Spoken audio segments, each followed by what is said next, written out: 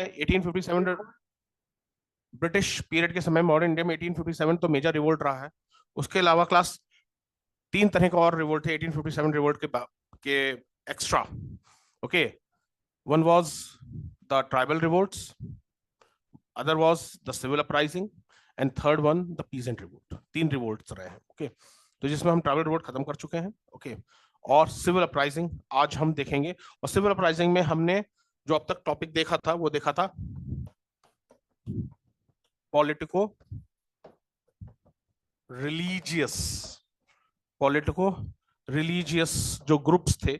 Okay, इनके अपने अपने इश्यूज थे ब्रिटिश के साथ। खास तरीके से कहीं ना कहीं प्योरिफिकेशन मूवमेंट शुरू हुआ था। वो प्योरिफिकेशन मूवमेंट आपके धीरे धीरे पॉलिटिकल एम्स लेके शुरू हुआ था। और आज जो हम देखेंगे वो हम देखेंगे class disposed rulers and zamindars revolt. समझिएगा, मैं फिर से एक बार बता दूं। अब जब ब्रिटिश आए थे तो ब्रिटिश ने सीधे रूल करना शुरू किया। जब ब्रिटिश ने सीधे रूल करना शुरू किया तो जो एग्जिस्टिंग रूलर थे, जो पहले से रूल कर रहे थे, ब्रिटिशर्स ने उनको हटाया। ब्रिटिशर्स ने उनको हटाया और उनकी जगह रूल करना शुरू किया, या उन रूलर्स के जो कंसेशंस थे उनके एरिया में इंक्रोच करने लगे ब्रिटिश। तो जब एग्जिस्टिंग पुराने रूलर्स को हटाया गया तो उन रूलर्स ने ब्रिटिश के खिलाफ रिवोल्ट किया। तो that's why today we will discuss about the revolt of disposed rulers. Disposed का मतलब होता है हटाए गए। Okay, disposed rulers oblique zamindars.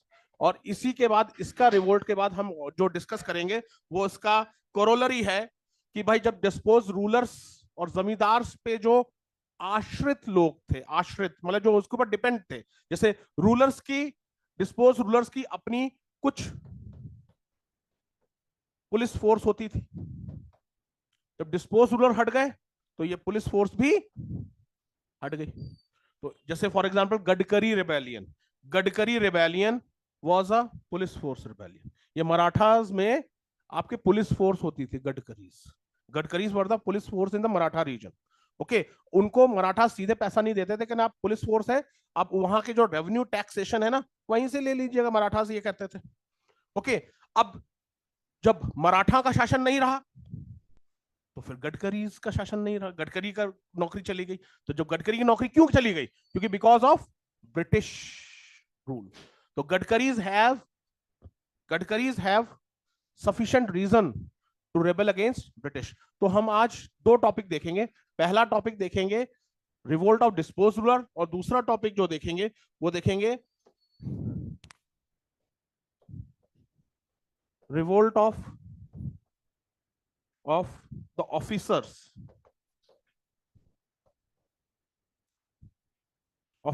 Of dispose rulers. तो ये एक कंबाइंड टॉपिक है। ओके, और जैसे मैंने कहा क्लास, ये बहुत इंपॉर्टेंट टॉपिक है।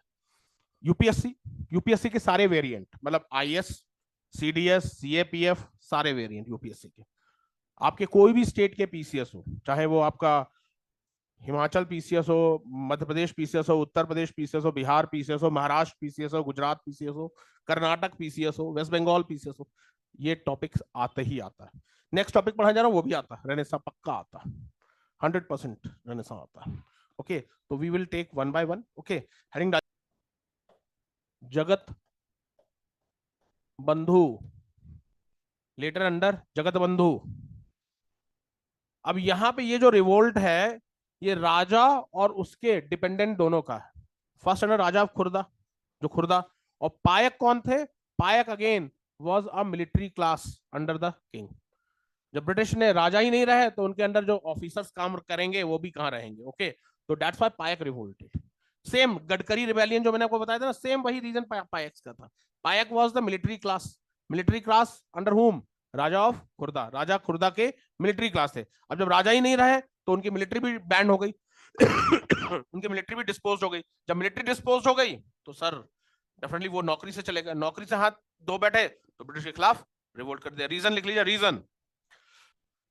ओडिशा सेपरेट स्टेट कब बना? शॉर्ट टर्म मेमोरी लॉस है, 2 बार बता चुका हूं, जहां तक मैं रिकॉल कर सकता हूं, मैं 2 बार क्लास में बताया। Yes तरुषी,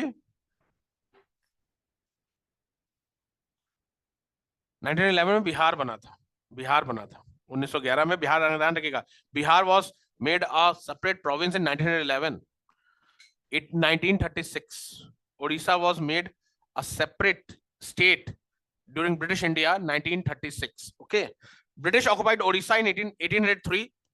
B, revolt of Veluthampi, Veluthampi कहां के थे? तमिलनाडु।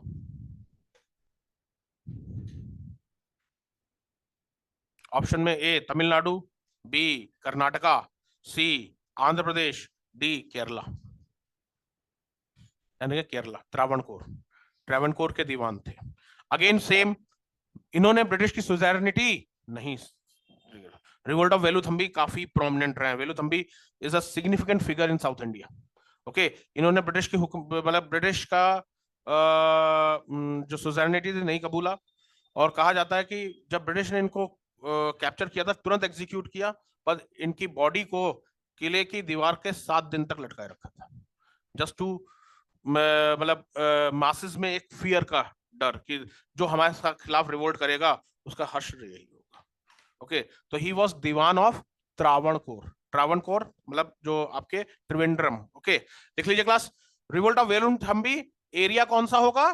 त्रावणकोर। अगर आपको त्रावणकोर नहीं समझ में आ रहा, ब्रैकेट में लिख लो केरला। पहला रीजन, इसने सब्सिडी अलायंस लेने से मना कर दिया कि सब्सिडी अलायंस, अच्छा सब्सिडी अलायंस किसने बनाया था?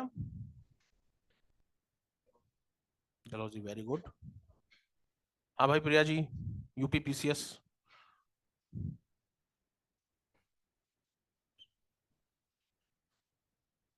Subsidy alliance, Notiyal ji.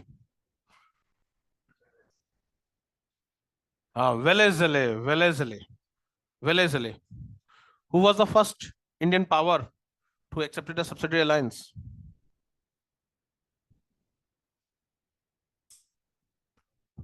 Nizam of Hyderabad. Very good, Nizam of Hyderabad. Okay, okay. Subsidiary alliance, ये सब आपको मैं करवा चुका हूँ। सब्सिडियरी अलायंस पे आपको एक शीट भी दे चुका हूँ, पीडीएफ शीट भी दे चुका हूँ। ओके, ध्यान रखना क्लास, मैं फिर से बता रहा हूँ, तैयारी आपकी बेस्ट होनी चाहिए, भले ही कितना समय हो, 1 साल ले लो, 2 साल ले लो। ओके, तैयारी बेस्ट होनी चाहिए, बिकॉज कंपटीशन एक ही लाइन जानता, जो मैं आपको कई बार बोलता हूँ, सर्वाइवल ऑफ द फिटेस्ट। आपकी तैयारी अच्छी नहीं है तो एग्जाम आपका निकलेगा नहीं, ये आप गांठ बांध करके रख लो। तैयारी बहुत बढ़िया लेवल की होनी चाहिए, तब आपका एग्जाम निकलेगा। ओके, मतलब एक छोटा सा क्वेश्चन है, छोटा सा क्वेश्चन एक दिमाग में आ गया, बहुत इजी, बहुत easy, it's not at all a tough question.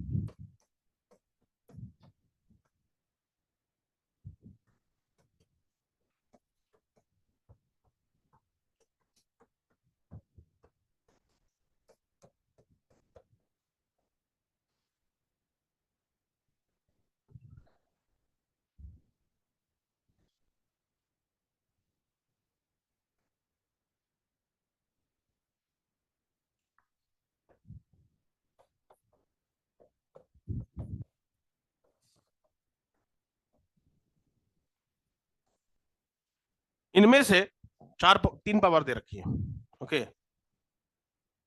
सबसे टफेस्ट फाइट ब्रिटिश को किसने दी थी?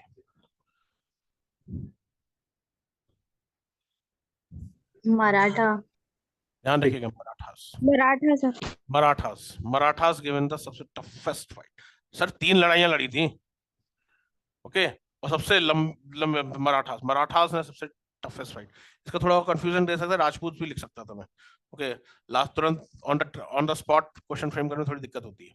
ओके, सो गाइस ध्यान रखिएगा, ये बहुत इजी है। ओके, क्वेश्चंस हैं, इजी क्वेश्चंस को आप मतलब निग्लेक्ट मत करिए।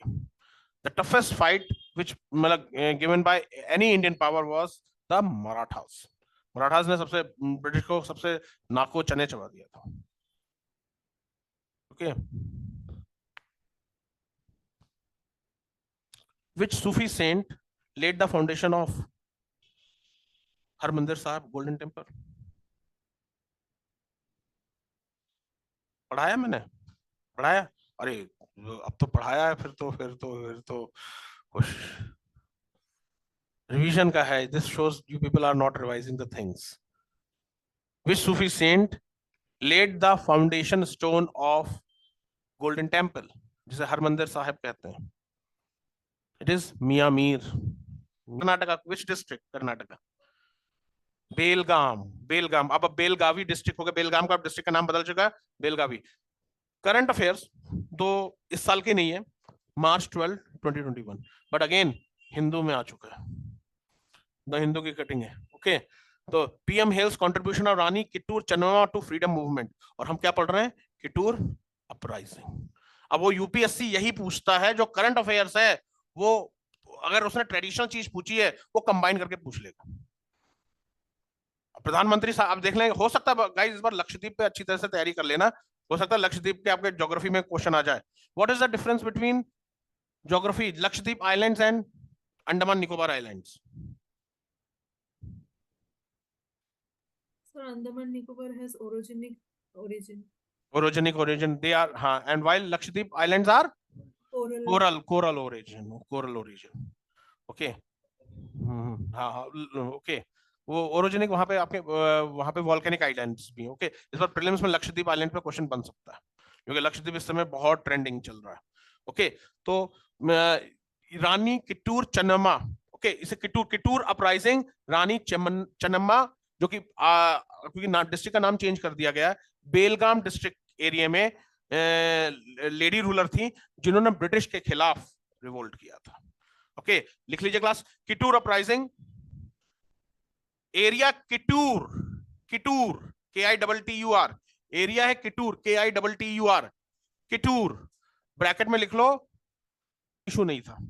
ओके. जब मेल इशू नहीं था तो रानी चन्नम्मा एक सन को अडॉप्ट करना चाहती थी ताकि वो जो एरिया है वो उनके अंडर में रहे. ब्रिटिश ने अडॉप्टेड सन को कोई कंसेशन नहीं दिया कि अब ये टेरिटरी, ब्रिटिश ने कहा ये हमारी होगी.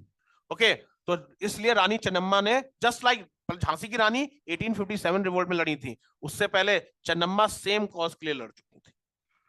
हम झांसी की रानी को तो जानते हैं क्योंकि 1857 का रिवोल्ट बहुत बड़ा रिवोल्ट था.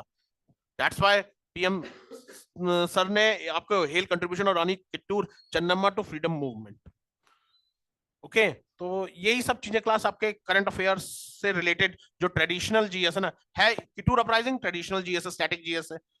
अब ये क्योंकि प्रधानमंत्री साहब ने खुद बोला है, becomes a current affairs news. Okay. लिख लीजिए. पूछेगा 4 रिवोल्ट दे दिए. इन 4 रिवोल्ट सिविल अपराइजिंग में से कौन सी अपराइजिंग उड़ीसा से नहीं है? Palakonda. Palakonda. Very good. Excellent. Palakonda. अब यहाँ पे ज्योग्राफी हेल्प करती है अगर आपके थोड़ा सा पालकोंडा. ओके. ध्यान रखिएगा. पालकोंडा कहाँ की अपराइजिंग होगी? आंध्र प्रदेश की अपराइजिंग होगी. गुमसुर गंजम डिस्ट्रिक्ट की अपराइजिंग. इस तरीके से भी क्वेश्चन पूछ सकता है. अभी मैंने आपको अभी जैसे महाराष्ट्र के 2 पढ़ाए हैं. ओके. अभी महाराष्ट्र के 2-3 और आ रहे हैं. 17 रिवोल्ट आ रहा है. ओके. गडकरी रेबेलियन आ रहा है. रमोसीस पढ़ा चुका हूं. ओके. तो 3 ऐसे दे देगा और एक कोई बाहर का दे देगा. ओके. इनमें से कौन सा महाराष्ट्र से रिवोल्ट नहीं हुआ था? तो you should know these things guys. वो इस तरीके, वो लीडर भी पूछेगा, ऐसे भी क्वेश्चन पूछेगा. तो यहाँ क्लास थोड़ा बहुत ओवरऑल चीजें मालूम होनी चाहिए. कौन सा रिवोल्ट किस क्षेत्र में रहा है, किन स्टेट्स में पड़ता है? यूपी और एमपी. झांसी बुंदेलखंड में पड़ता है. बुंदेलखंड. ओके. बुंदेला रिवोल्ट. लिखिए. एरिया लिख लीजिए. सागर एंड दमोह एमपी में है. सागर एंड दमोह एमपी में आते हैं. Sagar and Damoh area. Sagar and Damoh. Time period लिख लीजिए 1842. 1842. लीडर लिख लीजिए Madhukar Shah and Jawahir Singh. Madhukar Shah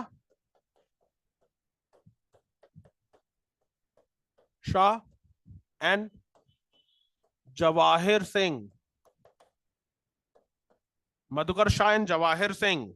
sir yes sir Bundelkhand में इससे पहले भी एक हुआ था शायद ना। देखिए छोटे मोटे अपराइजिंग्स हैं पर ये Yes, मेजर sir. अपराइजिंग थी। ओके ये मेजर अपराइजिंग थी, मधुकर शाह एंड जवाहिर सिंह। रीजन लिख लीजिए, रेजेंटमेंट against British land revenue policy, रेजेंटमेंट against British land revenue policy.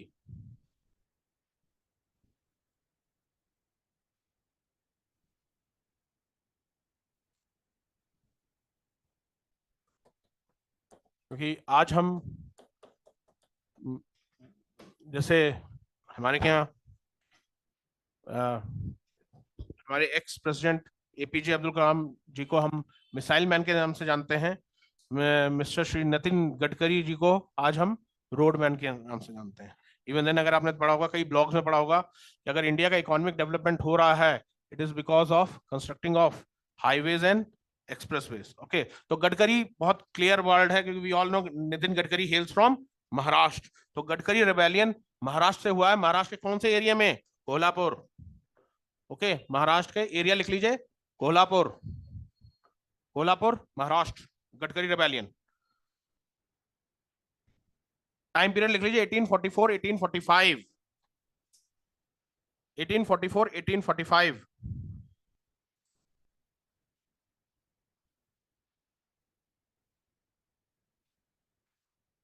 Leader not available मतलब जनरल रिवोल्ट था, समझ रहे हो? जनरल पॉपुलेशन पूरे, जो मैंने आपको बताया Gadkari who were Gadkaris, they were the against police officers, police officers. तो जब पेशवा नहीं रहे, पेशवा के अंडर पुलिस ऑफिसर्स थे, जब पेशवा नहीं रहे तो इनकी भी नौकरी चली गई। तो डेफिनेटली उनको इन गडकरीज को लगा कि it is because of British we suffered, तो they revolted against the British. तो ध्यान रखिएगा लीडर नॉट अवेलेबल है एनए। ओके मतलब जनरल पॉपुलेशन ने रिवोल्ट किया था। ओके लिख लीजिए, रीजन लिख लीजिए, assumption of direct administration of Kolhapur by British, assumption of direct administration of Kolhapur by British,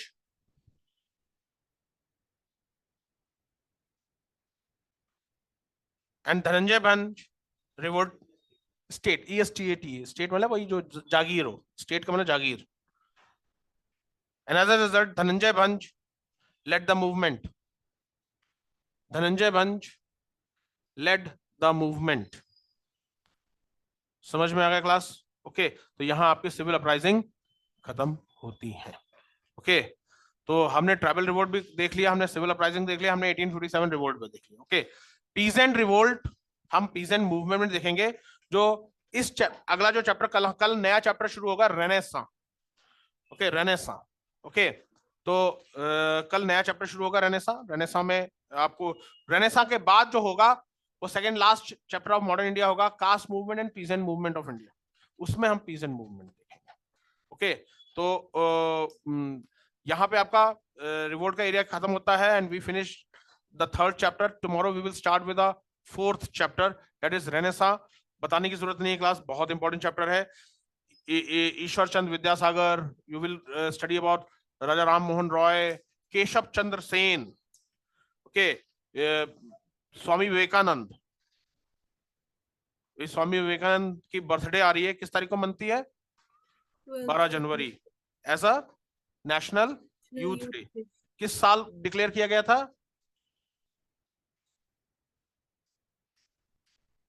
किस प्राइम मिनिस्टर ने डिक्लेयर किया था? मनमोहन सिंह, इंदिरा गांधी, इंदिरा गांधी, इंदिरा गांधी, इंदिरा गांधी। ओके तो we will study each and everything in detail format. Okay कल के chapter, कल नया chapter है रेनेसां। ओके और within 5 minutes I'm starting with the Indian polity। Indian polity में भी आज सबसे इंपॉर्टेंट टॉपिक है, we will discuss about judicial review। okay judicial review, न्यायिक पुनर्वलोकन क्या होता है, we will take one by one। okay clear guys? आज के लेक्चर से कोई दिक्कत तो नहीं? देखिए क्लास फैक्चुअल है, बिल्कुल फैक्ट है, पर क्लास इंपॉर्टेंट है। इसे 2-3 बार जब तक पढ़ोगे नहीं रिटेन नहीं कर पाओगे।